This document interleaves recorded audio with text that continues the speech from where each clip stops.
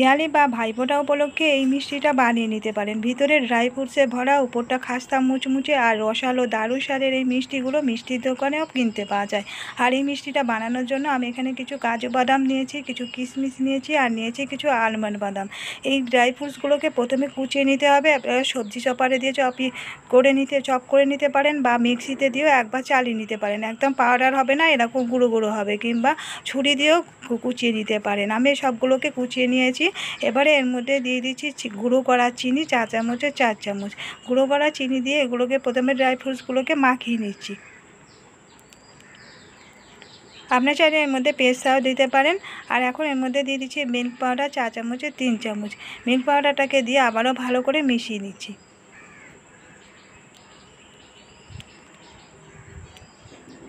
এখন মিশানো হয়ে গেছে, ওটাকে আমি সাইডে রেখে দিচ্ছি। এবার করে একটা মিক্সিং বোলের মধ্যে নিয়ে নিচ্ছি কিছুটা ময়দা। আমি এখানে এই 1.5 কাপের মতো ময়দা নিয়েছি। এখন সামান্য একটু লবণ দিয়ে দিলাম আর দিয়ে দিচ্ছি এর মধ্যে ঘি।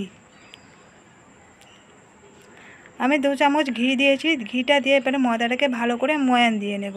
আর এই মিষ্টিটার মধ্যে সাদা তেল দেওয়া যাবে না, ঘি দিয়েই ময়দাটাকে ময়ান দিয়ে নিতে হবে, তাহলে মিষ্টিটা খেতে খুবই ভালো হবে। আর ঘিটা দেওয়াতে এটা মুচমুচে আর ওই যে খাস্তা ভাবটা হবে। এখন অল্প অল্প করে নর্মাল জল দিয়ে ময়দাটাকে মেখে নেব।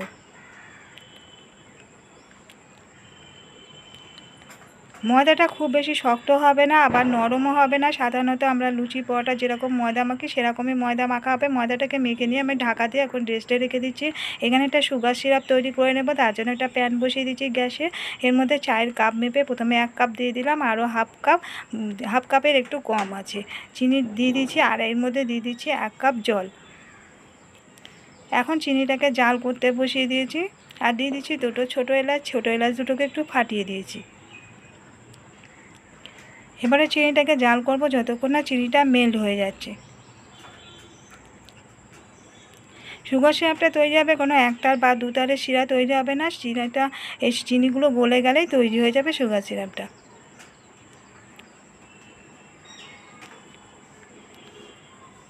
সুগার সিরাপটা তৈরি হয়ে গেছে। এখন এটাকে আমি ঢাকা দিয়ে সাইডে রেখে দেবো।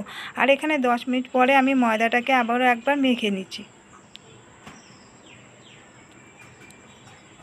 এবার ময়দাটা থেকে আমি লেচি কেটে নেব ছোট ছোট করে।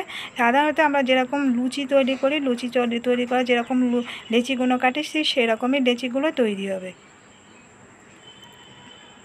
আমি এখানে কতগুলো লেচি কেটে নিয়েছি। এবারে এগুলোকে বেলে নেব। একটা বেলুন চাকির উপরে কিছুটা ময়দা ছিটিয়ে দিয়েছি। দিয়ে পরে একটা লেচি নিয়ে প্রথমে বেলে নিচ্ছি। আর বেলার সময় অত্যাধিক পরিমাণে ময়দা দেওয়া যাবে না, তাহলে এই যে তেলটা যখন ভাজা হবে তেলটা নোংরা হয়ে যাবে। এখন অল্প অল্প করে ময়দা দিয়ে এটাকে বেলে নেব। বেলে নিতে হবে, একদম পাতলা করে বেলতে হবে।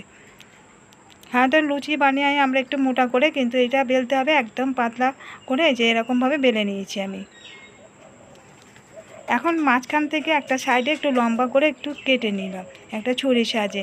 এবারে যে আমি ড্রাই ফ্রুটসগুলো মিল্ক পাউডার আর সুগার পাউডার দিয়ে মাখিয়ে রেখেছিলাম, কিছুটা এই মিশ্রণটা দিয়ে দিচ্ছি একটা সাইডে চামচে করে নিয়ে। খুব বেশি দেওয়া যাবে না, অল্প করে দিতে হবে। এবারে এই কোনাটাকে ধরে প্রথমে এটাকে এরকমভাবে মুড়ে দিতে হবে। আপনারা যেরকম ক্যামেরা দেখতে পাচ্ছেন ঠিক এরকমভাবে এটাকে মুড়ে নিতে হবে। এবারে এটাকে আরও একবার ফোল্ড করে দিতে হবে। এরকম ধরে ধরে এটাকে ফোল্ড করে যেতে হবে। লাস্টের যে পোর্শনটা আছে সেটার মধ্যে সামান্য একটু জল লাগিয়ে নিচ্ছি দুটো ধারে, যাতে করে এটা খুলে না যায়। নিয়ে এবারে এটার উপরে চাপিয়ে দিলাম। আর এই যে ধারগুলো আছে ধারগুলোতে অল্প একটু জল লাগিয়ে দিচ্ছি, দিয়ে একটু হাত দিয়ে চেপে চেপে দিচ্ছি, যাতে করে ভাজার সময় এগুলো নাতে বেরিয়ে যায়।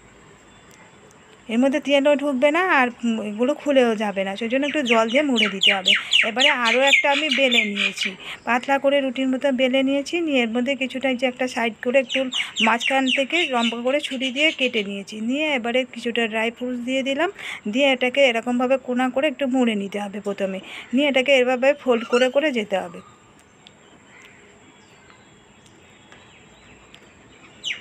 পুরো রুটিটাকে এরকমভাবে ফোল্ড করে করে নিতে হবে পানির খিলির মতন করে। আর এই যে একদম লাস্ট পোর্শনটাকে একটু করে জল লাগিয়ে দিয়ে তারপরে এটাকে এর উপর চাপিয়ে দিয়ে এরকমভাবে হাত দিয়ে একটু চেপে চেপে দিতে হবে। এরকমভাবে প্রথমে সবগুলোকে আগে তৈরি করে নেব। আমি এখানে কতগুলো তৈরি করে নিয়েছি, এগুলো এবারে ভাজতে চলে যাব। ভাজার জন্য গ্যাসে আমি ফ্রাই প্যানে কিছুটা তেল গরম করতে দিয়েছি। আর তেলটা খুব বেশি গরম করা যাবে না, একদম হালকা গরম হবে, তখন এই মিষ্টিগুলোকে দিয়ে দিচ্ছি।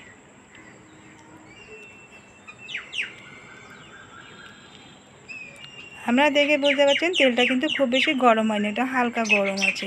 এখন এগুলোকে আমি দিয়ে দিচ্ছি, কতগুলো এখানে আমি দিয়ে দিলাম।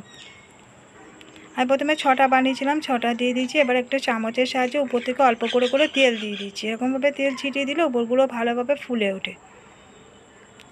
কিছুক্ষণ পরে দেখাচ্ছি দেখুন কী সুন্দর ফুলে এগুলো বড় মোটা মোটা হয়ে গেছে। আর গ্যাসের ফ্লেমটা লোতে রেখে ভাজতে হবে। গ্যাসের ফ্লেমটা বাড়ানো যাবে না, বাড়িয়ে দিলে এটা ভাজা হয়ে যাবে দুটো সাইড থেকে, কিন্তু ভিতরটা কাঁচা থেকে যাবে, মুচে মুচে খাস্তাটা হবে না। এখন একটা সাইড যে গোল্ডেন কালার করে ভাজা হয়ে গেছে উল্টিয়ে দিচ্ছি।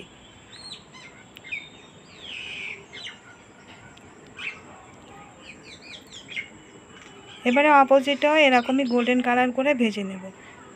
এগুলো ভাজা হয়ে গেছে, এগুলো আমি তুলে নিচ্ছি। এরকমই গোল্ডেন কালার করে ভাজবে, এর থেকে আর কড়া করে ভাজা যাবে না। এই মিষ্টিগুলো আমার ভাজা হয়ে গেলে এগুলো আমি তুলে নিচ্ছি। এবার বাকিগুলো একই রকমভাবে ভেজে নেব। আমি এখানে থালার মধ্যে সাজিয়ে নিয়েছি, এগুলো গরম আছে এবং গরম থাকতে স্টিলের থালার মধ্যে সাজিয়ে নিয়েছি। আর এই যে সুগার সিরাপটা তৈরি করেছিলাম প্যানের মধ্যে করে নিয়েছি একটা চামচে করে। এবার এই সুগার সিরাপটা উপর থেকে দিয়ে দিতে হবে এটার উপরে। অল্প অল্প করে সুগার সিরাপ নিয়ে এই মিষ্টিগুলোর উপরে দিয়ে দিচ্ছি।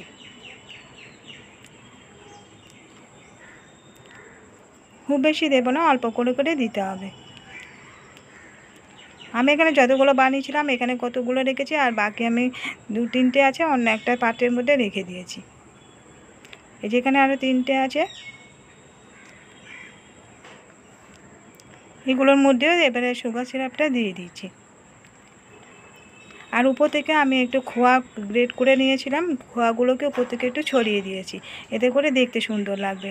তৈরি হয়ে গেছে ড্রাই ফ্রুটস ভরা মুচমুচে খাস্তা মিষ্টি রসালো। আর এই রসালো মিষ্টিগুলো খেতে কিন্তু দুর্দান্ত লাগে, এইভাবে একবার বাড়িতে বানিয়ে দেখতে পারেন। তো বন্ধুরা, কেমন লাগলো আজকের রেসিপিটা কমেন্ট করে জানাতে ভুলবেন না।